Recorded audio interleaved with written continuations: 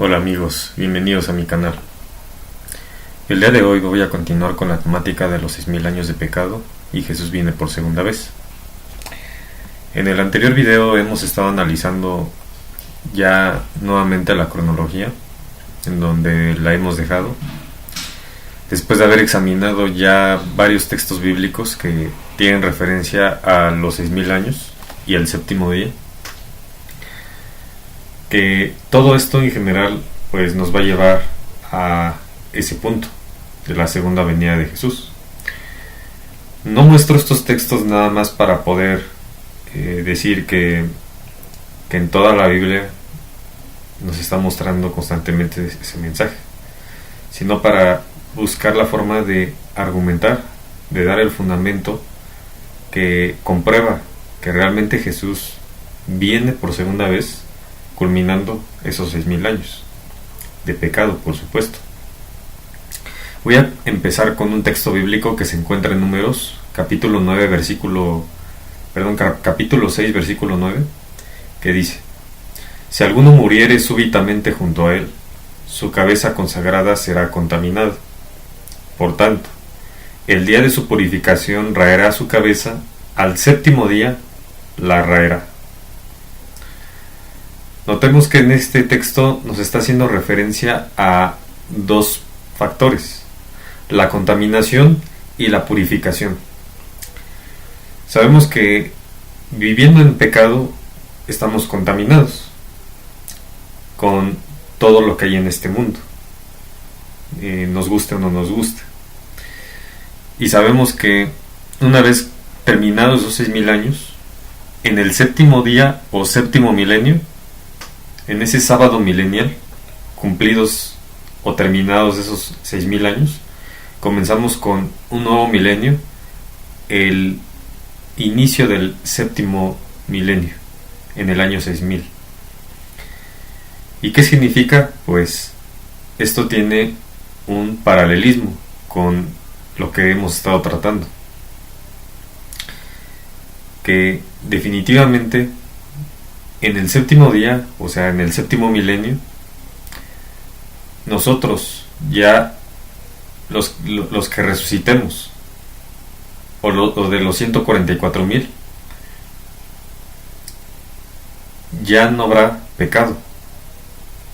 Son todas esas personas que permaneceremos purificadas ya de nuestros pecados, porque hemos logrado asemejarnos a Jesús. Por eso es que Dios dice que seamos perfectos como Él es perfecto.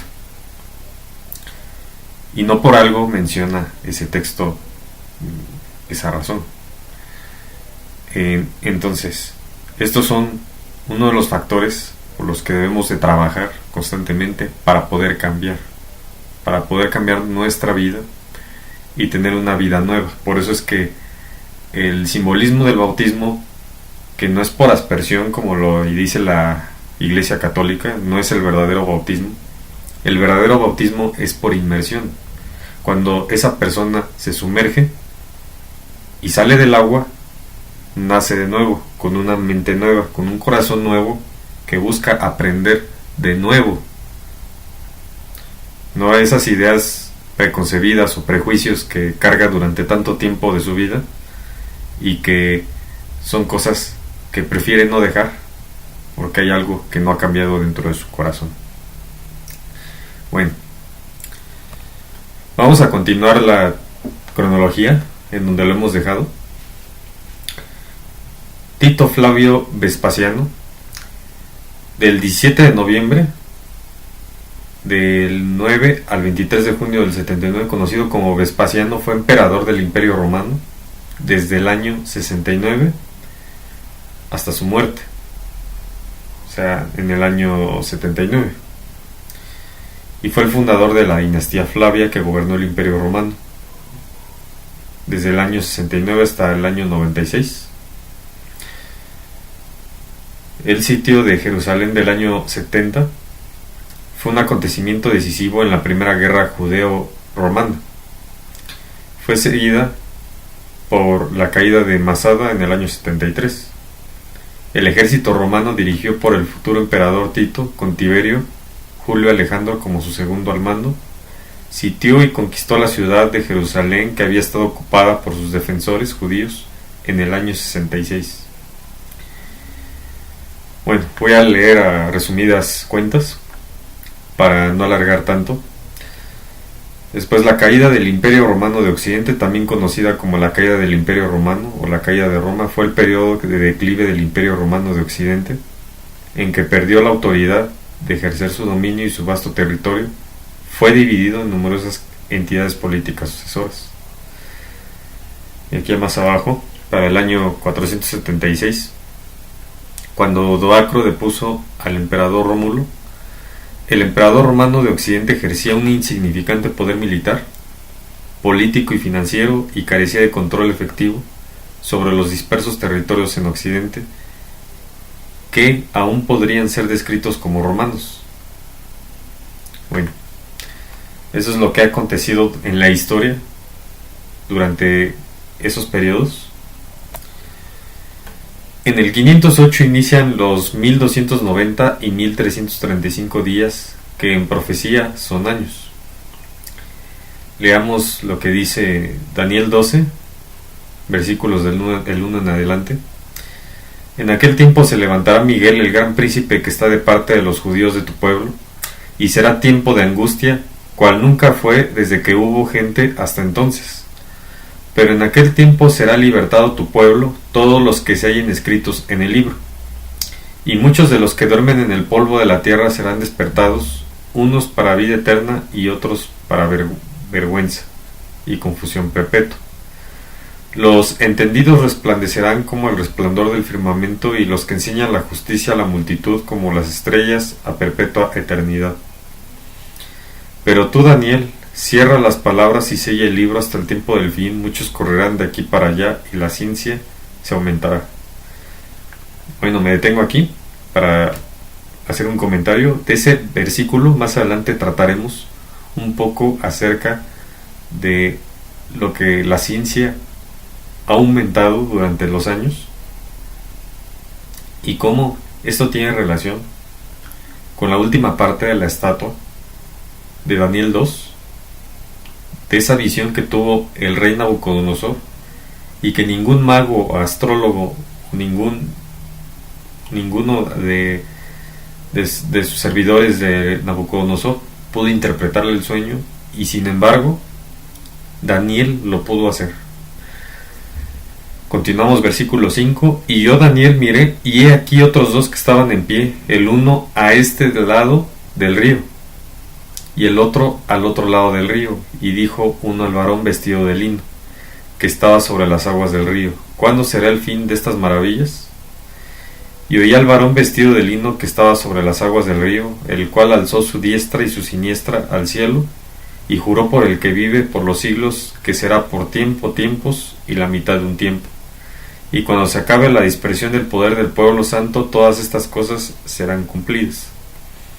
En la Biblia, el mencionar un tiempo, cuando la Biblia menciona un tiempo o tiempos, un tiempo se refiere a un año, y tiempos, o sea en plural, se refiere a dos, y la mitad de un tiempo se refiere obviamente a medio año.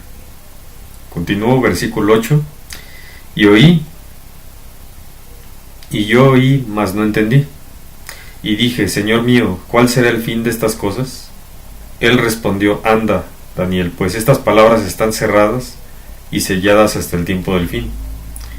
Muchos serán limpios y emblanquecidos y purificados. Los impios procederán impiamente, y ninguno de los impios entenderá, pero los entendidos comprenderán. Y desde el tiempo que se ha quitado el continuo sacrificio hasta la abominación desoladora, habrá 1290 días. Bienaventurado el que espere y llega a 1335 días.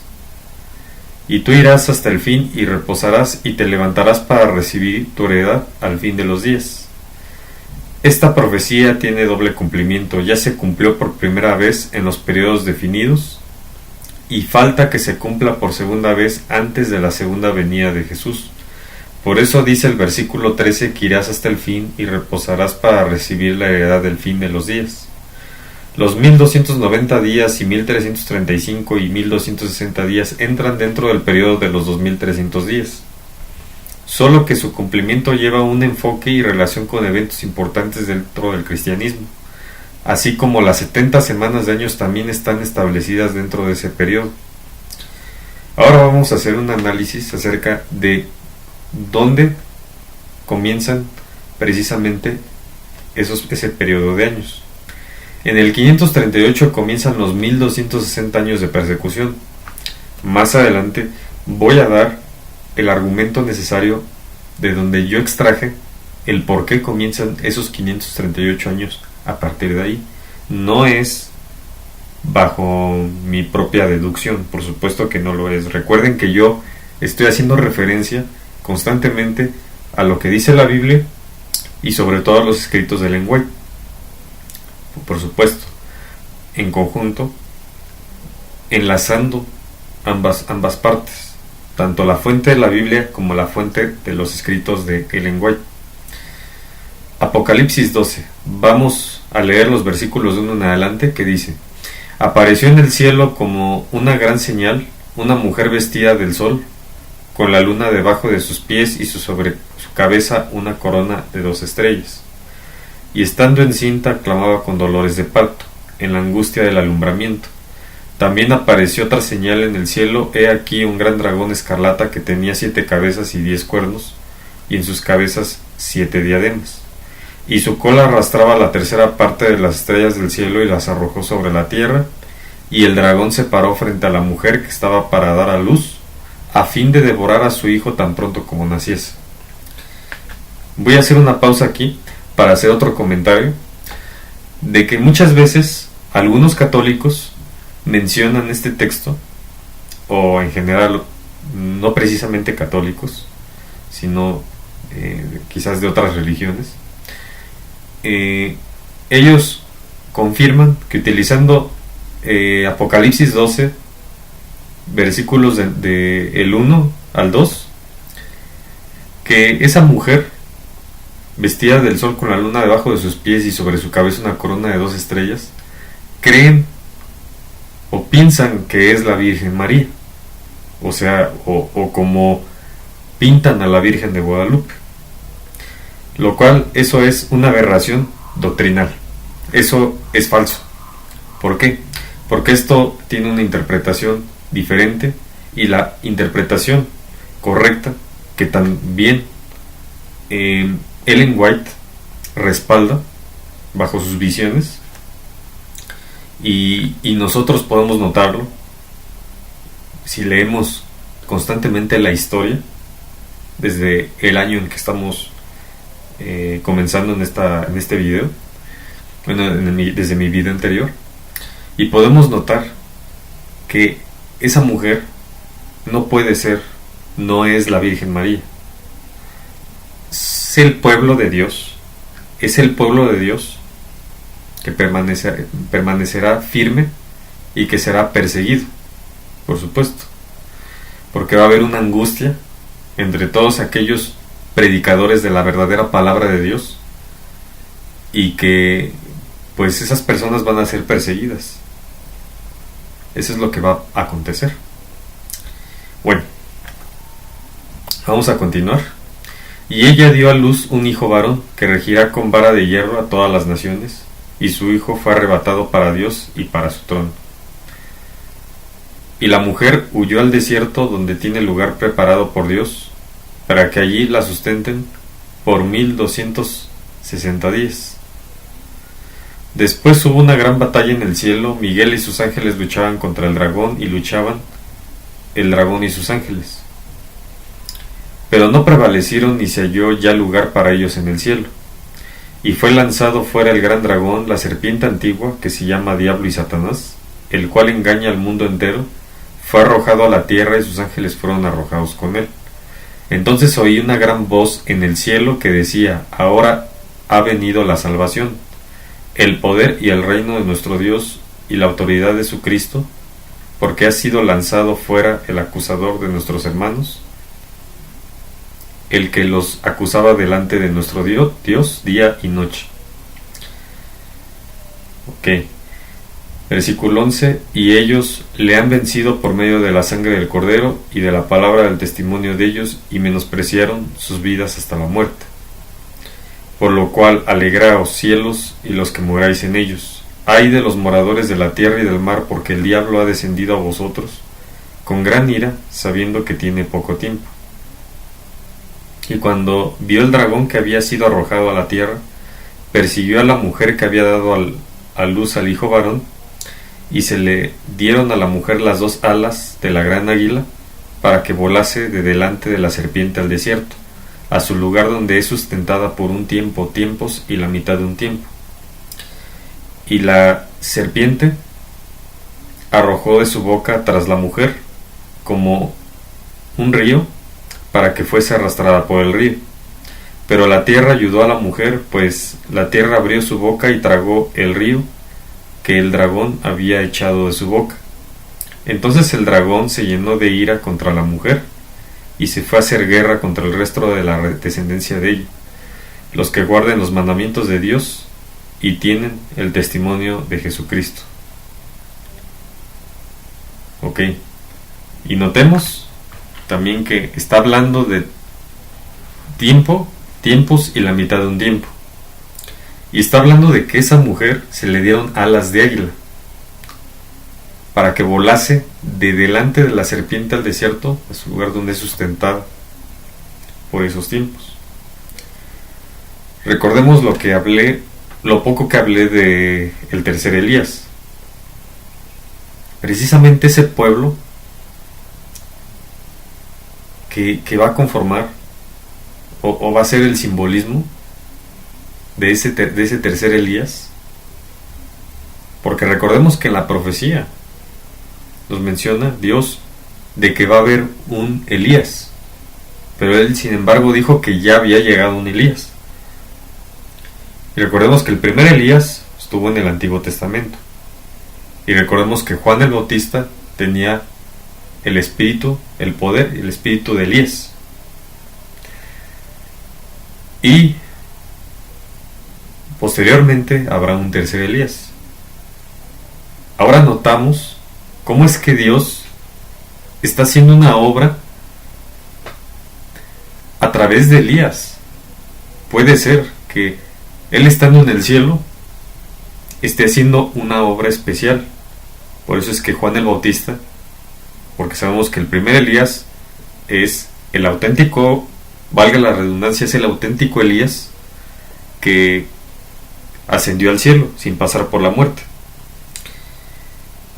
Pero notamos que Juan el Bautista mencionaba que traía el poder de Elías, el espíritu de Elías, y que posteriormente ese tercer Elías son de todos aquellos que pueden ser los que van a sufrir esa angustia. Y es muy curioso que muchas de esas personas podrían ser parte de los 144,000, que tengan ese paralelismo con el primer Elías que ascendió al cielo sin pasar por la muerte. Y recordemos que esos 144,000 van a permanecer vivos cuando Cristo venga por segunda vez. Entonces, esa es una relación de sucesos que, si nosotros los comparamos, nos vamos a dar cuenta que en realidad eso tiene una relación. Pero esa parte la podemos estudiar más adelante, que no voy a entrar tanto en detalles, porque esta es la temática de los 6,000 años.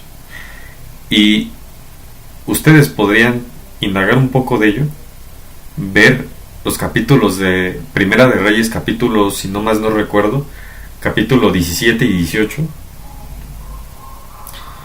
Y ahí ustedes comenzarán a notar cosas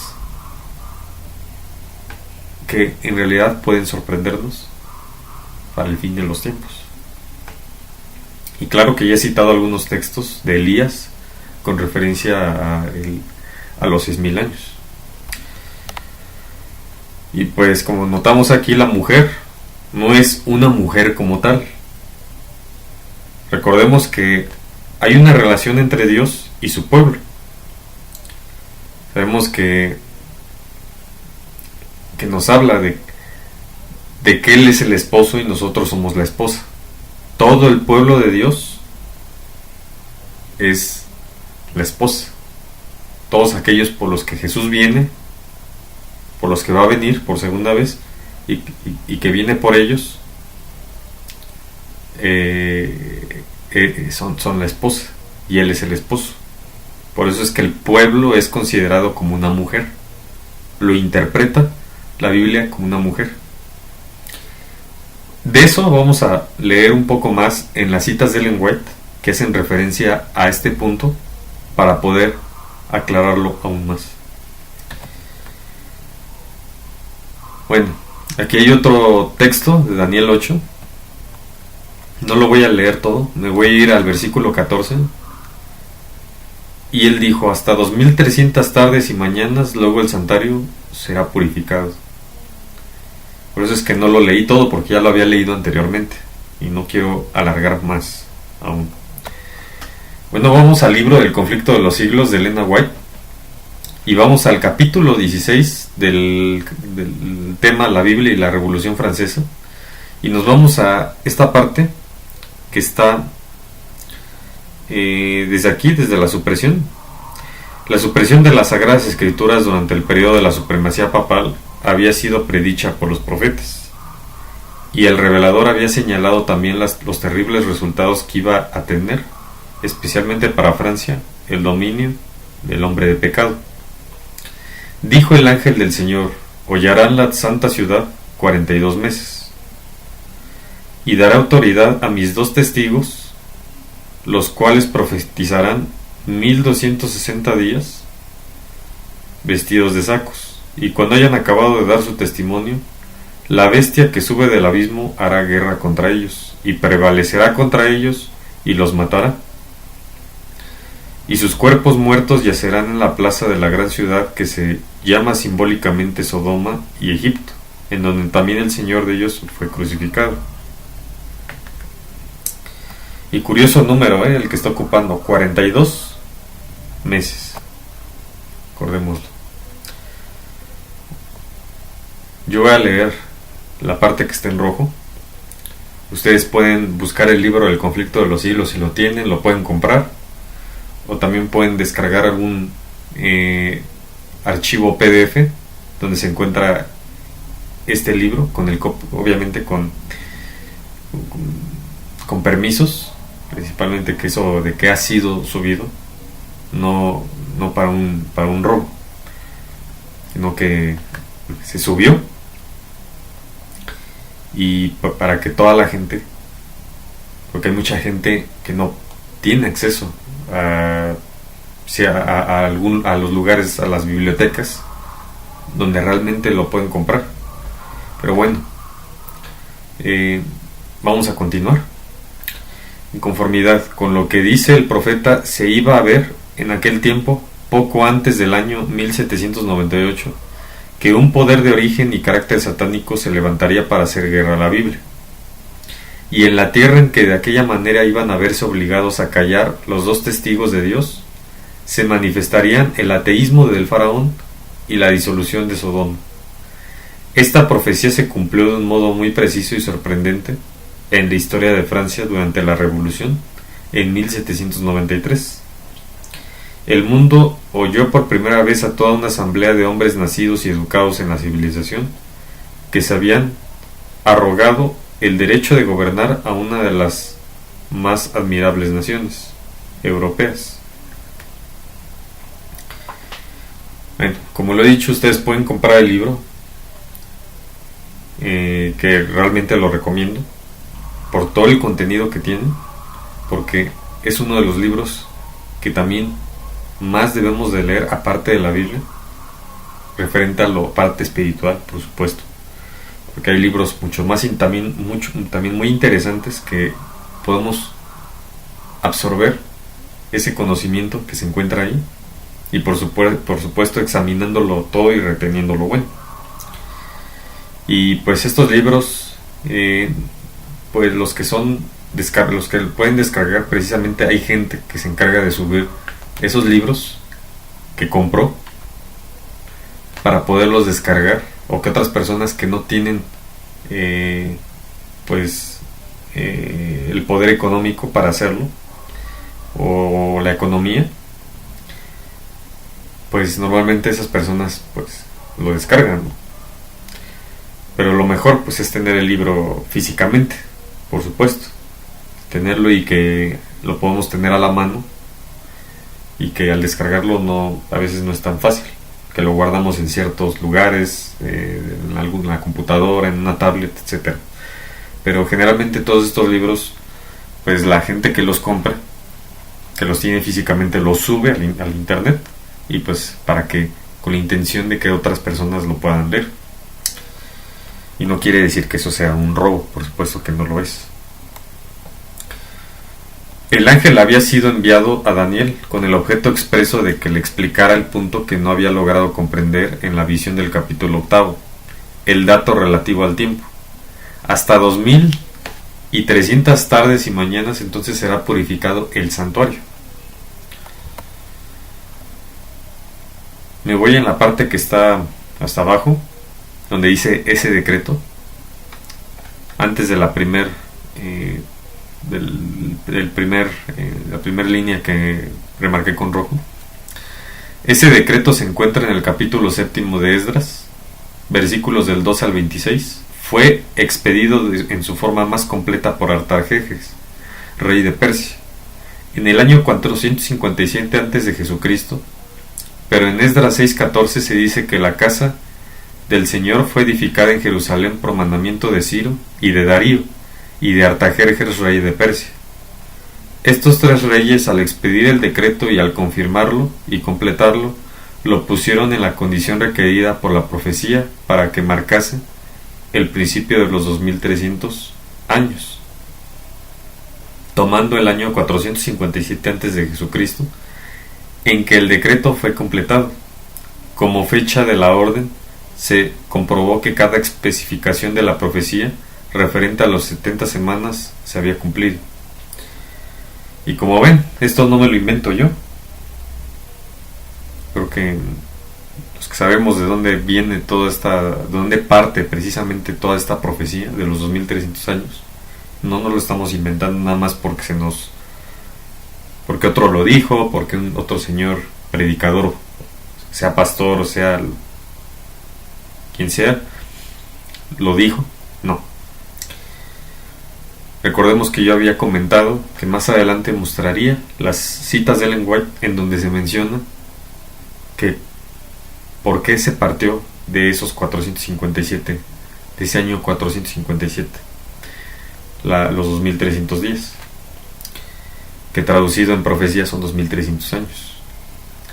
Desde la salida de la palabra para restaurar y edificar a Jerusalén hasta el Mesías príncipe habrá 7 semanas y 62 semanas, es decir, 69 semanas, o sea, 483 años.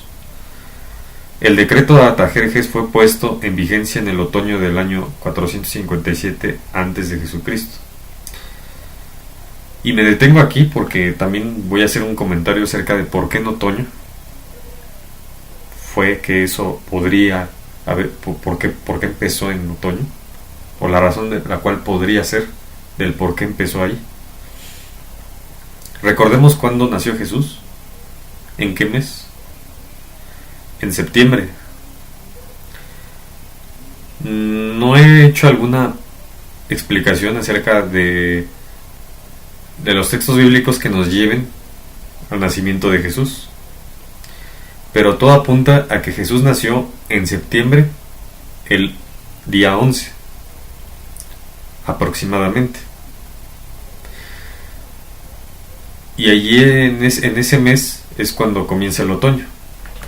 Precisamente es cuando la estación del año pues es otoño. Y recordemos también a Adán, y por algo es que empieza esa profecía, porque recordemos que los tiempos de Dios son perfectos. Y si Adán nació precisamente en otoño, notemos que todos esos cumplimientos siguen siendo perfectos. Porque si recordando que Adán fue el que no pasó la prueba, que pecó, y Jesús sí lo logró. Y recordemos que uno es el primer Adán y otro el segundo Adán. Bueno, veas el apéndice así como el diagrama de la página 374. Entonces fue cuando esta profecía se cumplió. La palabra Mesías significa el ungido. En el otoño del año 27 de Jesucristo, Cristo fue bautizado por Juan y recibió la unción del Espíritu Santo. Bueno, el diagrama de los 2300 días. Este periodo profético, el más largo de la Biblia, había de extenderse según la profecía de Daniel, desde la salida de la palabra para restaurar y edificar Jerusalén hasta la purificación del santuario. La orden de reedificar a Jerusalén se dio en 457 a.C. 70 semanas, 490 años, cortarse para los judíos. Y al fin de este periodo, en el año 34 de nuestra era, se principió a predicar el Evangelio a los gentiles. Desde que comenzó el periodo en 457 a.C. hasta el Mesías príncipe, iba a haber 69 semanas o 483 años, precisamente en el momento predicho en el otoño del 27 de Jesucristo. Jesús fue bautizado en el Jordán por Juan Bautista. Fue también ungido del Espíritu Santo e inició su ministerio público. A la mitad de la semana, 3 años y medio más tarde, el Mesías fue cortado. El periodo completo de los 2300 días se extendía de 457 a.C. hasta 1844 de nuestra era, cuando se inició en el cielo el juicio investigador. Y ahora podríamos cuestionarnos si los escritos de Ellen White contradicen a la Biblia. Aquí ya vemos la evidencia de que eso no es así. Porque si vamos a uno de los textos donde nos hace referencia y que hice referencia durante la cronología, en el siguiente video voy a hacer ese recordatorio para aquellos que no recuerden ese texto de cuando Jesús fue bautizado, y precisamente menciona que fue a los 30 años. Bueno, eso lo mencionaré en el siguiente video mientras vamos a continuar. Aquí vemos un diagrama precisamente acerca del cumplimiento de esos 2300 días o años, traducidos proféticamente. Hasta 2300 días o años y el santuario será purificado. Un día profético es igual a un año.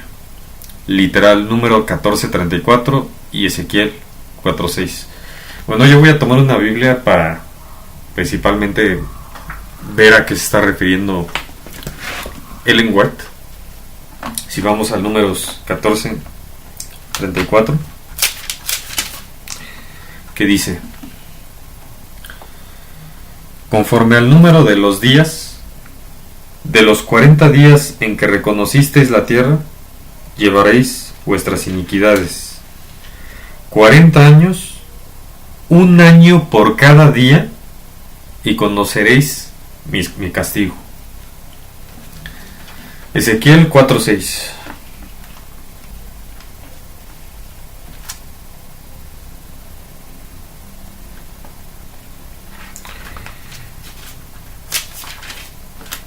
Cumplidos estos, te acostarás sobre tu lado derecho segunda vez, y llevarás la maldad de la casa de Judá 40 días. Día por año te lo he dado. Ahora, Ellen White se está basando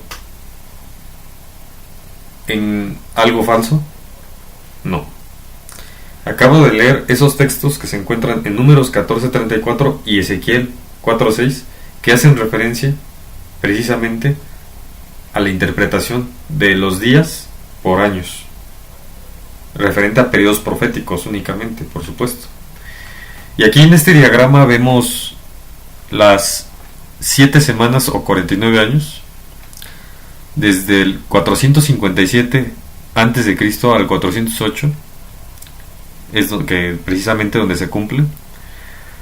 Luego las otras 62 semanas o 434 años, del 408 al 27.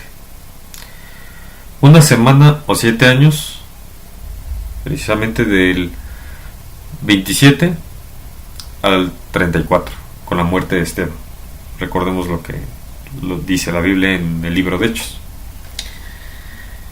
Y después de ahí nos faltan el cumplimiento de otros 1810 años para llegar al 1844, que es cuando comienza el juicio investigador. La orden de Artajerjes, rey de Persia, para restaurar y reedificar Jerusalén fue dada en 457 antes de Jesucristo. Revisar esos textos de Daniel 9:25 y Esdras 6:1 y del 6 al 12.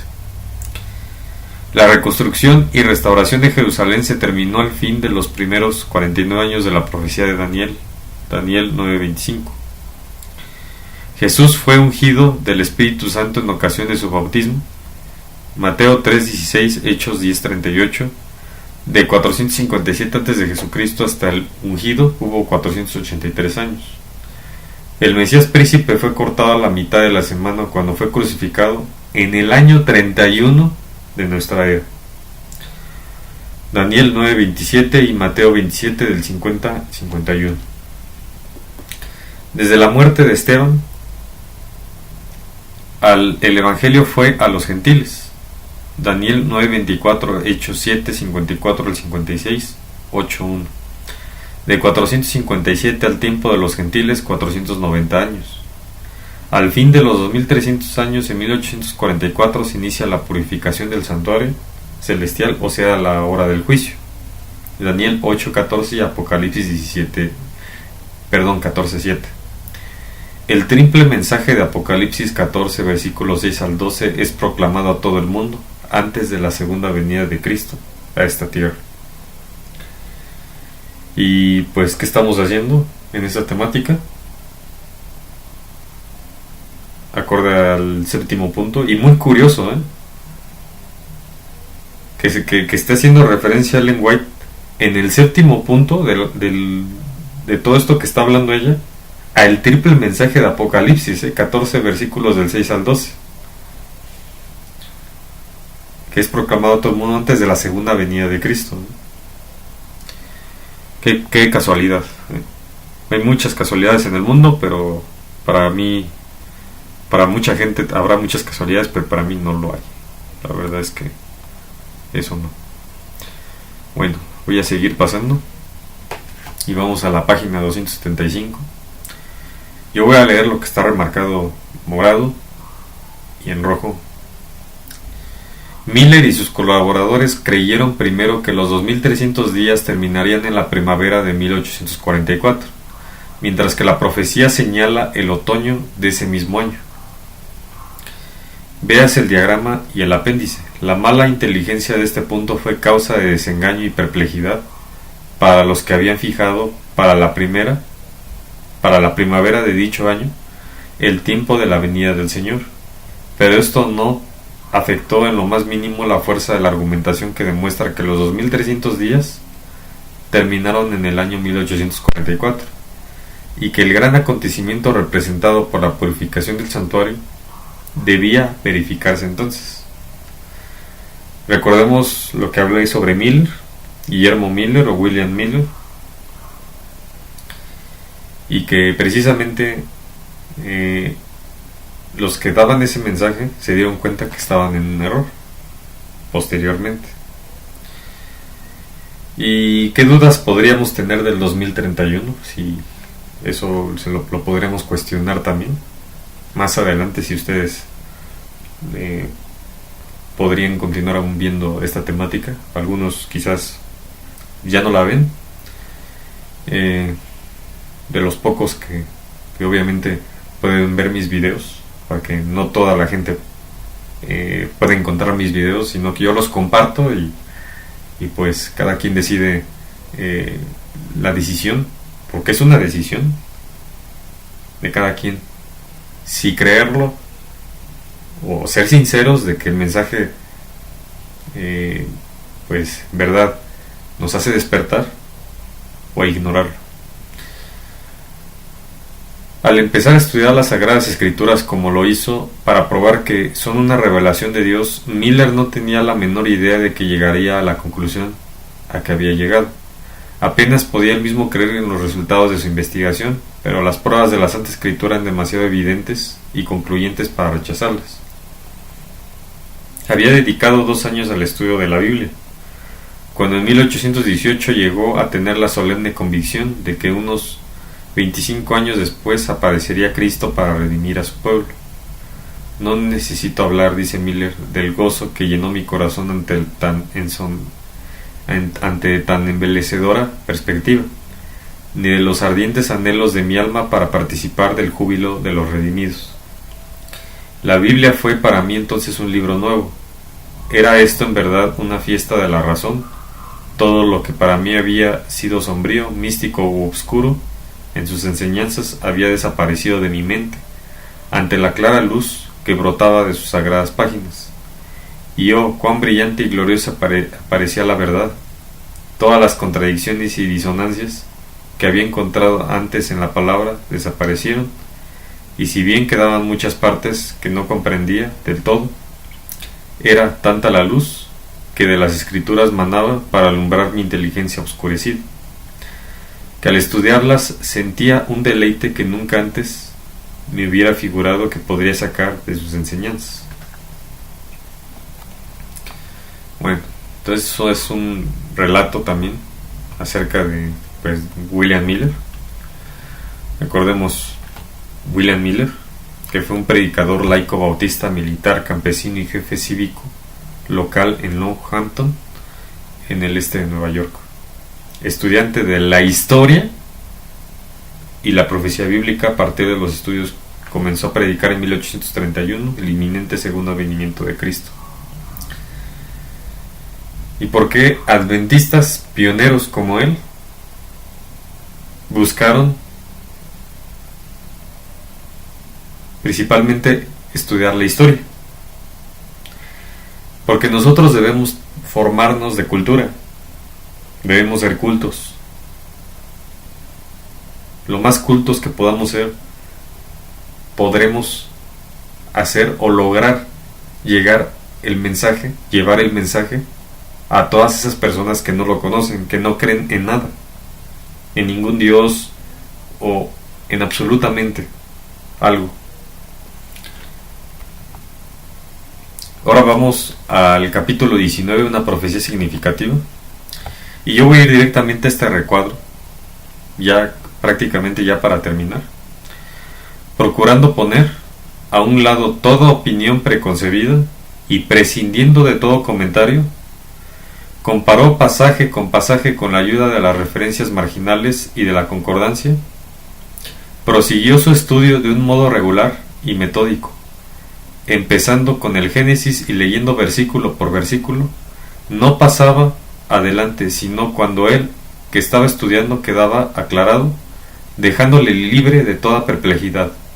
Cuando encontraba algún pasaje oscuro, solía compararlo con todos los demás textos que parecían tener alguna referencia con el asunto en cuestión. Reconocía a cada palabra el sentido que le correspondía en el tema de que trataba el texto, y si la idea que de él se formaba armonizaba con cada pasaje colateral, la dificultad desaparecía. Así, cada vez que daba con un pasaje difícil de comprender, encontraba la explicación en alguna otra parte de las Santas Escrituras. A medida que estudiaba y oraba fervorosamente para que Dios le alumbrara, lo que antes le había parecido oscuro se le aclaraba. Experimentaba la verdad de las palabras del salmista: el principio de tus palabras alumbra, hace entender a los simples. Salmo 119, versículo 130. Y ahora quiero hacer un comentario. Recordemos durante todos estos videos a qué me he estado refiriendo constantemente, cuando en toda esta temática, desde el primero hasta el último video, el que estamos emitiendo ahorita, a qué me he estado refiriendo constantemente. Si lo han notado conforme a los comentarios que he hecho, ustedes ya lo sabrán. Entonces, opinión preconcebida es una de las palabras que yo he mencionado, como los prejuicios o ideas predeterminadas, que cuando leemos la Biblia por primera vez y vemos que Dios mata en una parte, y ya todos dicen, aquí cerramos la Biblia y adiós, ya no leemos esta salvajada porque es de un Dios salvaje, es un Dios maldito. Conozco a gran cantidad de personas, y no precisamente las he tratado, las conozco físicamente, y que en muchos videos de este YouTube hablan constantemente de que el Dios de la Biblia es un ser salvaje, y de que hay cosas que la Biblia dice que es prácticamente para la lógica humana comprender, precisamente porque no la hemos estudiado bien como debe ser. Entonces este mensaje se lo dedico a todas esas personas que primero lean antes de comenzar a hacer críticas a algo, que lean completamente el libro, y si una vez leído todo el libro les queda una duda acerca de que realmente esto es una salvajada, primero hay un poder que no se obtiene bajo la ayuda del ego, de nuestra propia lógica, de nuestro propio sentido común. No se puede obtener. Eso se obtiene siendo personas abiertas, personas que recordemos que la referencia a lo que les dije del bautismo, que es un nuevo nacimiento, para poder conocer, porque somos como niños cuando comenzamos a leer la palabra de Dios. No somos como adultos ya maleados por tantas cosas que pasan en el mundo. No. Somos personas, y si somos personas sinceras, somos personas que buscamos un cambio en nuestras vidas. Por supuesto que el cambio no se da precisamente leyendo la Biblia, no. Es un proceso por el que tenemos que pasar, porque hay personas que se adentran aún a prácticas que nada tienen que ver con la parte espiritual. Se adentran a cosas que ni siquiera tienen la idea de que le están abriendo una puerta al maligno, y aún siguen practicando todo eso porque les sienta bien, o porque creen que eso es bueno, pero sin embargo no tiene un fundamento que lo avale de que eso sea realmente bueno. Pero en general, pues los preconceptos, la opinión preconcebida la podemos notar cuando predicamos a tantas personas, y te van a decir siempre algo, siempre van a poner un pretexto, o van a poner una opinión preconcebida en su mente para que dejes de hablar, o para decir bye. Eso yo no creo en eso, yo no lo acepto. ¿Por qué? Porque esa opinión preconcebida que está en nuestra mente se ha remarcado tanto que hasta nuestro mismo corazón ha sido ya completamente tocado por esa opinión, y que eso que tenemos en la mente, pues ¿qué pasa? Como nuestro cuerpo funciona bajo distintos elementos, bajo distintas partes, y que uno de los dos elementos principales, que son el corazón y el cerebro, tienen mucho contacto.